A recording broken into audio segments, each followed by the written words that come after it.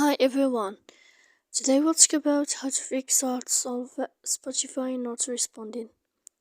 To know how to fix or solve Spotify not responding, you should just go to settings. After that, we click apps, default apps, app settings. When you'll find this list, you will enter to the window of Spotify. When you'll find this list of app info, you will click on first stop and you will click OK. Here we go to click on storage. Then we click clear cache. And in the end you can go to Play Store. If you'll find here in this blue sign update, you can click to update, and if it's not working you can go to uninstall. When you will uninstall your app, you can install it again to fix that problem you have. So please don't forget to support us by like and subscribe. See you next time in another video.